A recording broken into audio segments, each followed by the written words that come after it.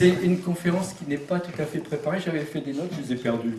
Alors, c'est spontané. Je voudrais vous parler du livre le plus lu au monde actuellement. Mis à part la Bible et d'autres grands livres, mais le livre le plus lu au monde actuellement. Une mythologie nouvelle qui vient d'arriver sur toute la planète. Vous savez ce que c'est? Astérix le Gaulois. Parce que vous avez d'abord, non pas des héros, depuis Achille et tous les grands héros qui veulent soit explorer au détriment des personnes qu'ils rencontrent, soit imposer les systèmes de compréhension qu'ils ont. C'est des héros qui sont invités par des amis ou des amis d'amis ou des étrangers qui sont des amis pour aller refiler un coup de main. Ça, c'est très important comme philosophie même d'action. Astérix et Obélix. Un petit, un gros, un avec deux ailes sur la tête, l'autre biscornu, complètement biscornu, avec deux petites cornes. Un jeu pas possible, un plutôt qui a toujours l'impression qu'il va savoir, l'autre qui ne sait pas. Et ils s'entendent bien, pourquoi ? Parce qu'ils ont une seule idée fixe, un tout petit chien, qui est la cordialité, qui ne apporte rien d'autre, comme certainement le chien que vous avez chez vous, ou l'animal de compagnie que vous avez. C'est la cordialité à l'état pur. Or, ce qui est intéressant avec Astérix et Obélix, c'est qu'ils ne partent jamais sur un a priori que telle conception ou telle prévision devrait être évincée, éliminée, détruite, brisée. Il n'y a pas cette notion-là. Il y a plutôt la notion de quoi? Grâce certainement à un élixir magique que peut-être vous y goûtez tous les jours, qui est un esprit d'ouverture, un esprit de reconnaissance, une inspiration que normalement ça nous est reconnu à l'étranger, que quand quelque chose ne va pas, on a un réflexe comment faire pour. L'esprit de on va se débrouiller, on va s'arranger, on verra bien. On a l'art de raccommoder les restes, on a l'art de rémailler les faïences et les défaillances. On a l'art de se débrouiller. Tu vois, je vois par exemple à Montignac, tu vas au marchand là, où se fournissent tous les paysans, bah, tout le centre actuellement est en train de vendre des poulaillers et des clapiers. Il n'y en avait pas ces dernières années. Et là, tout le monde se met à faire des poulaillers, des clapiers, etc. Parce qu'on va s'arranger, on va se débrouiller. Ça fait des siècles d'ailleurs qu'on s'arrange. Pas mal de personnes, c'est peut-être vous, c'est peut-être moi, et je le vois un peu partout où je vais, ont l'impression qu'il faut qu'on reprenne la vie de village. Et les irréductibles, le mot gaulois veut dire la gaieté, la joie. C'est un peuple qui devait certainement être reconnu pour non seulement ses gauloiseries, mais sa capacité à en jouer. Ça donne le mot gai. De toute façon, ces villages-là sont entourés par les Romains. Donc, on a tous l'impression, et dans tous les pays, et sur la planète entière, qu'on est entouré par l'Empire. L'Empire, c'est quelque chose de très important. En latin, c'est impera, ça veut dire distribuer les parts. Et l'Empire, que ce soit l'Empire romain ou d'autres empires, ils ont créé quoi?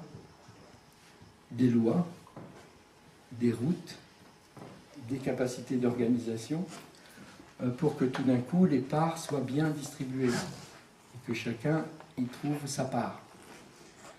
Mais dès qu'un empire, ou dans un empire, il y a un dominant qui s'empare des forces de l'empire, à ce moment-là, l'empire devient quelque chose de très légionnaire, c'est-à-dire les hommes se transformaient en robots. Les systèmes, on ne sait même pas comment ils existent. On ne sait même pas quel est le but de ce fonctionnement. Et donc, qu'est-ce que font nos deux héros, là, aidés par tout le village? Ils ne tuent pas les Romains. Les Romains sont bien vus au village, hein, s'ils veulent venir, ils viennent. mais il est des os, il est des crustacés. Il leur enlève leur unité toute faite. D'ailleurs, quand ils sont traversés les lignes romaines, les Romains sont beaucoup plus vivants. Ils se parlent, ils se mettent à vivre. C'est intéressant ça, parce que ça veut dire qu'il y a du jeu dans ce village. Il y a du jeu dans les neurones, parce qu'en fait, si on regarde un village neuronal comme celui-là, comme celui-là ou comme celui-là, on est tous des villages neuronaux. Ce village neuronal ne vit pas sans relation avec les autres villages. Même les sens, le regard, le goût, ils sont liés immédiatement, et constamment informés. Si on se replie sur un, comme on le faisait à une certaine époque en disant « je vais travailler sur moi », mais c'est une prison, c'est un enclos terrible. Ce serait pareil si on fait un clan-clos. Un clan-clos, ça se dit ça? Un clan-clos, ça ira pas, ça après-midi. Un clan-clos, c'est il y a les nous et il y a les pas nous. Alors nous et les pas nous. Alors, et immédiatement, dès qu'il y a un clan, il y a un clos. Et il y a un clan, un clos. Actuellement, on est en train de voir que beaucoup de personnes sont en train de désenclaver de leur clos. Ils sont en train de se rouvrir et éclore, un peu comme ces fleurs.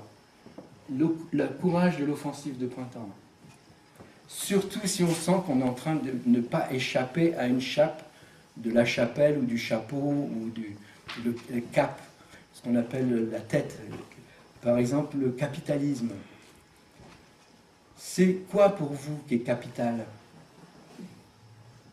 Qu'est-ce qui est capital pour vous? Est-ce que je numérise tout et que je mets tout avec des chiffres et en plus la seule façon de pouvoir compter c'est l'argent? Donc je ne compte que sur l'argent.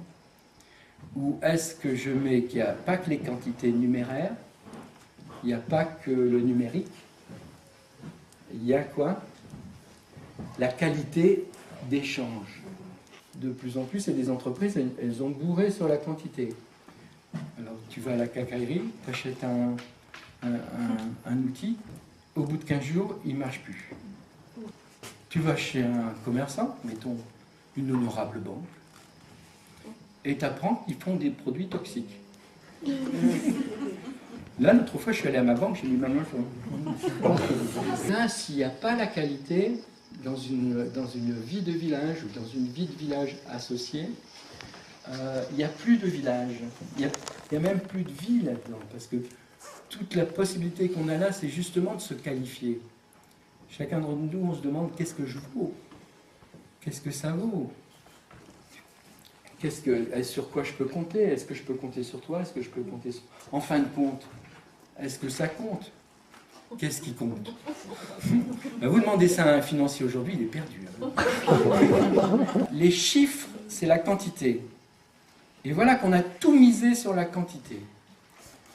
Mais les chiffres ne veulent rien dire. Ils ne parlent pas de la qualité. La qualité, c'est au niveau des échanges du cœur.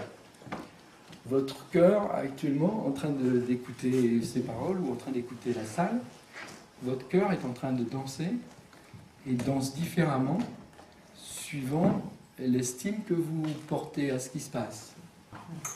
C'est une énorme danse. Et dès qu'on approche quelqu'un, il ne danse pas pareil que l'autre. On ne danse pas pareil à deux.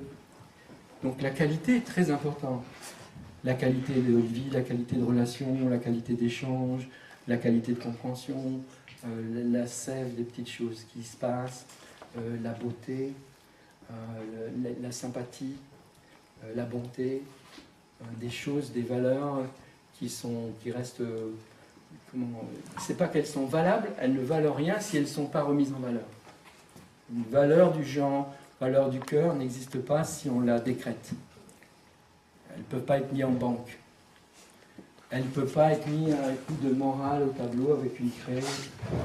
Elle ne peut pas être infligée. C'est quelque chose qui, comment on pourrait dire, qui se pétrit. Avec nos valeurs, on est tous dans le pétrin. Ça s'appelle le pétrin quotidien, c'est le pain en fait.